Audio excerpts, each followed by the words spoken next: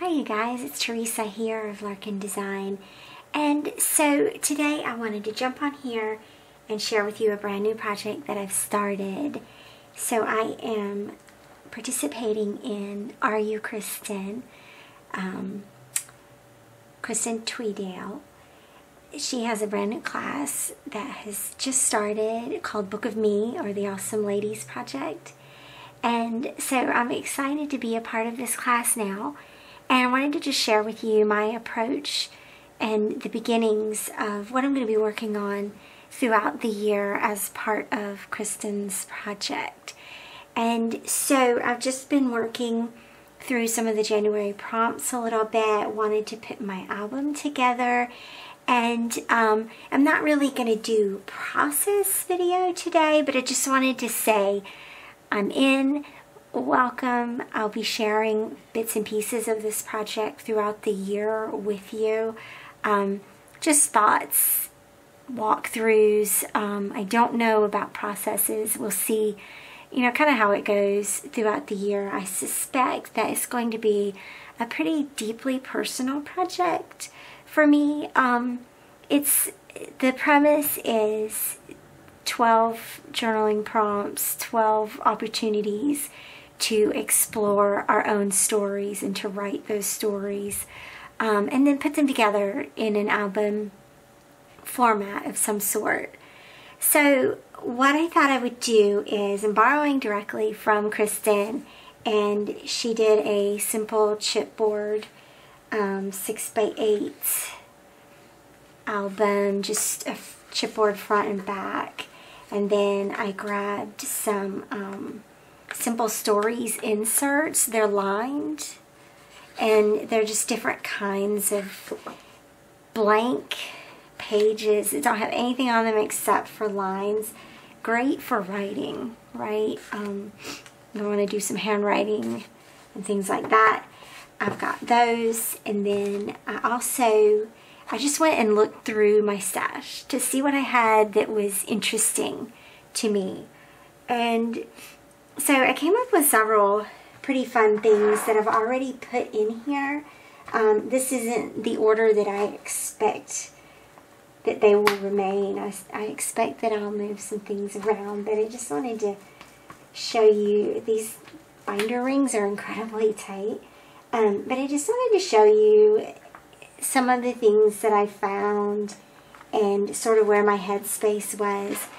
I've got, of course, blank page protectors, and this is an old piece from Studio Calico, I believe, from like 4 or 5 years ago.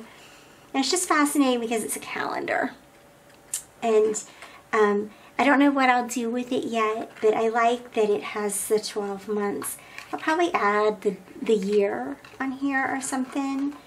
I took apart some bags. This is an old Vera Bradley bag, and I just cut it out to fit in here and punched it. What I'm expecting here is to do a combination of writing plus photography plus art journaling. I love having an art journaling project going on, so I suspect that this will make a really nice background for some gesso or some modeling paste and a nice stencil here, just to be a pretty piece to explore or express myself creatively. This is watercolor paper. Also just an opportunity to express myself creatively.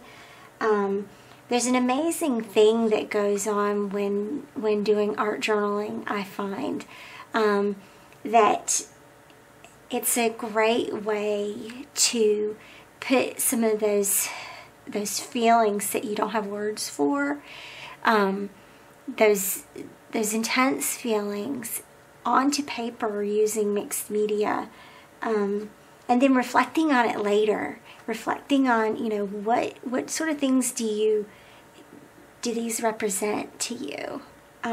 These marks and these images that you've put on the paper, what do they represent to you? So I'm hoping to explore a little bit of that. There's couple of tags. These are from Heidi Swap from Wanderlust from a couple of years ago. Another page protector. Another bag, and this one has an opportunity for hidden journaling, so put a little pocket in there. More watercolor. I had some of these old,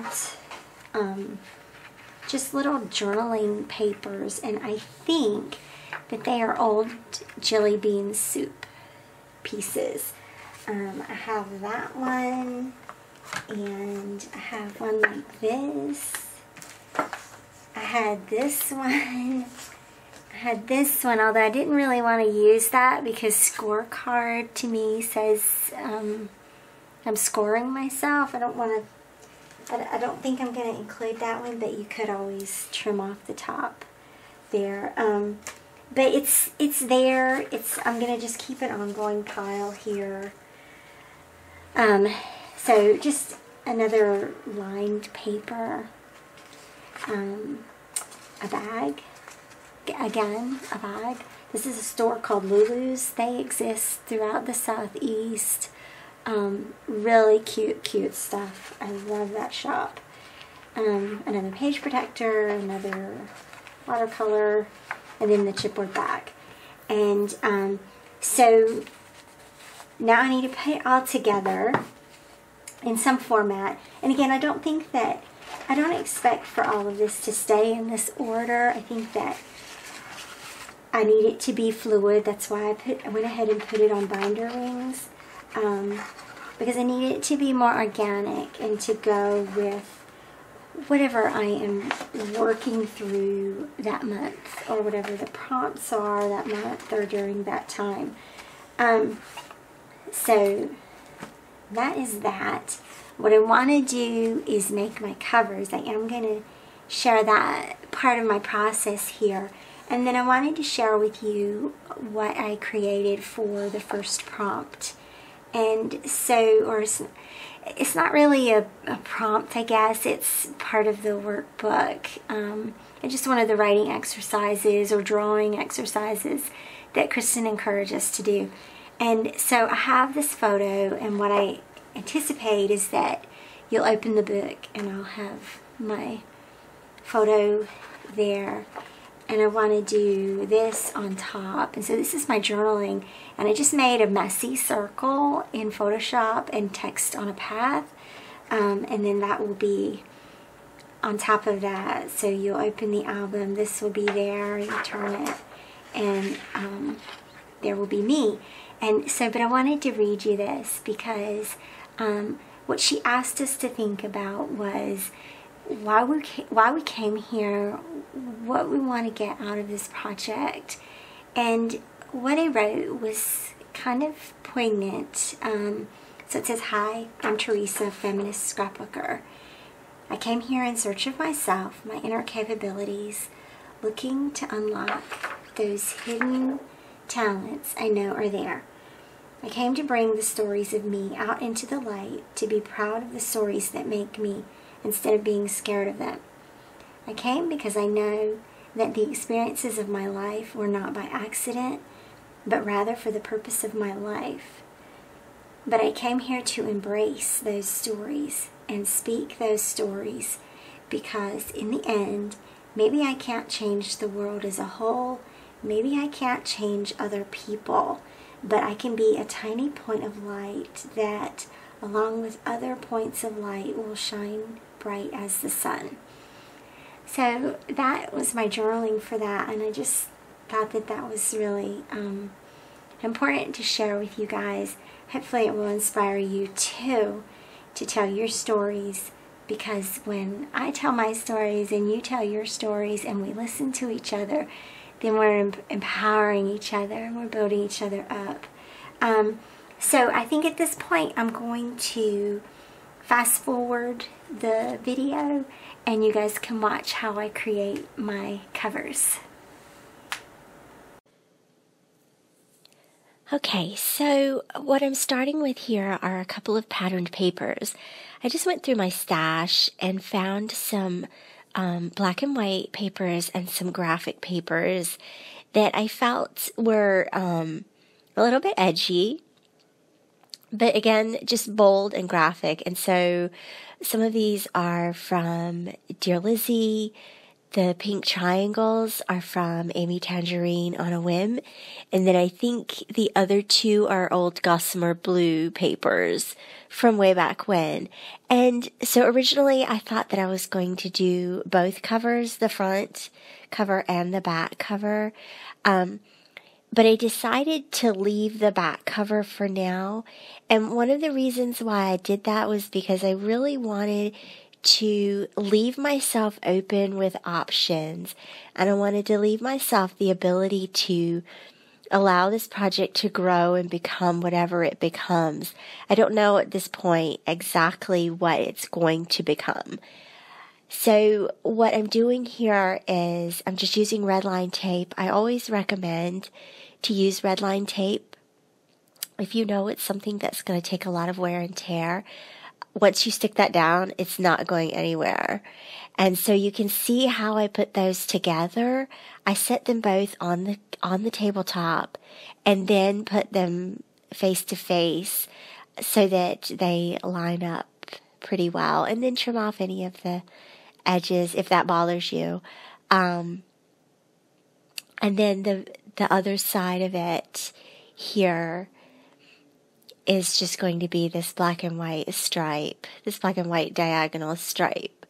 And so I did cut off the the branding strip on this paper, and you'll see I'm going to use that as well further on down in the process. And so that completes the paper portion of the cover. And of course, notice how I marked the holes and punched those before I adhered the papers. I've learned that the hard way. I've actually adhered paper to covers and then didn't know where the holes were. So yeah. And then here's where the branding strip, that was actually kind of challenging to put that branding strip down, and in all transparency, I don't think that it is straight. But go with it. Don't worry about it. Nothing on this project has to be perfect here.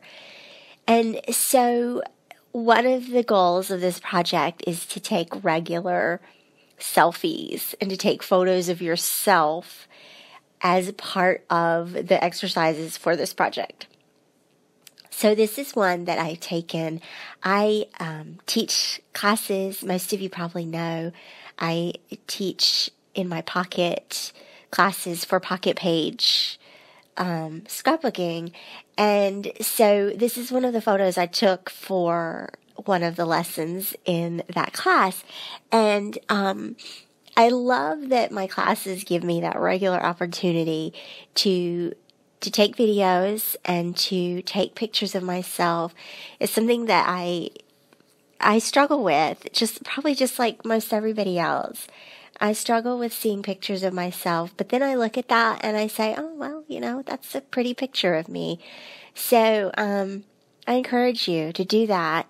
If it takes you 40 tries to get a picture that you're happy with, do that. It is incredibly, it's incredibly healing to see beautiful pictures of yourself and to be able to say, yeah, that's a pretty picture. I'm happy with that picture of myself.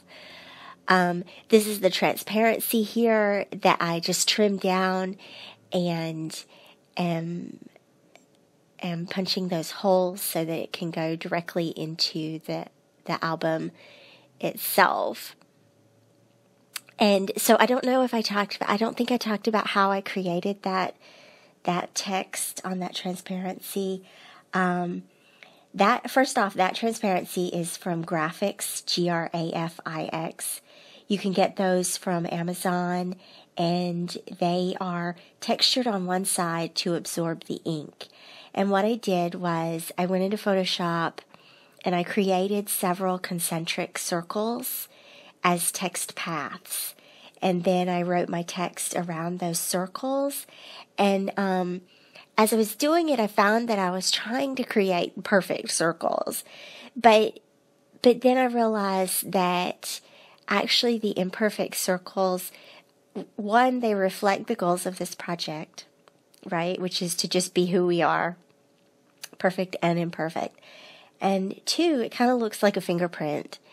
And I really like that just carrying this idea of a fingerprint, this album is a fingerprint of me.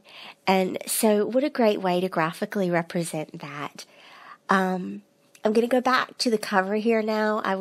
While I was working with the other things, I was sort of thinking about what I wanted to do with this cover.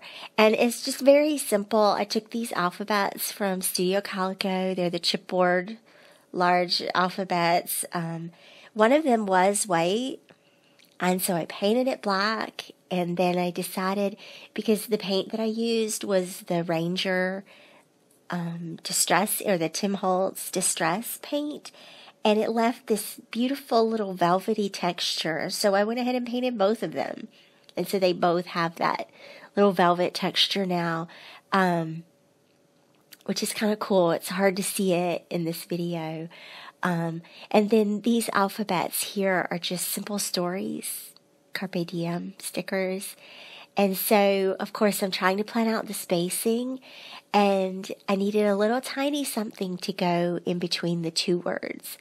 So just a little star from Ellie Studio here. Just something that I had on my desk that was nearby.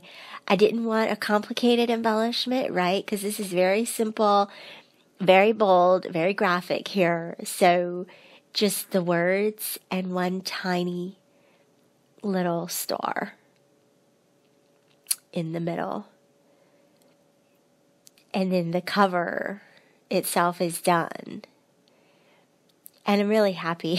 I'm really happy with how that turned out. I had debated whether those letters should be white or black, and the black seemed to pop better. And so then I'm going to go back to the inside cover here and add a date.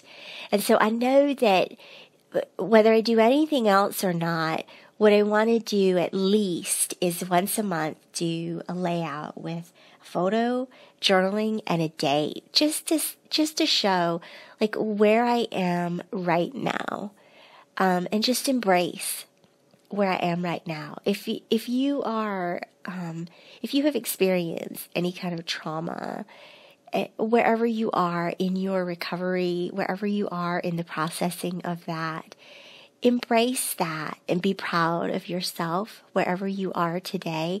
And so that's what I want to show here in this album, is to show this progression of 1 year of time and how I am progressing over that 1 year. And this is already, it was interesting to me that just doing this one journaling exercise already grew me in a way that I didn't really expect, because I've spent a lot of time over the last few years wondering why. Like, why did this happen to me? Why have I had to go through some of the things that I've had to go through? And my journaling is a direct reflection and a direct realization that we all are these points of light that can lead each other through the darkness. So that's the beginning of my cover. Thanks for joining me today. I hope that you will like and comment and subscribe to my channel. I'll see you back here again soon. Bye-bye.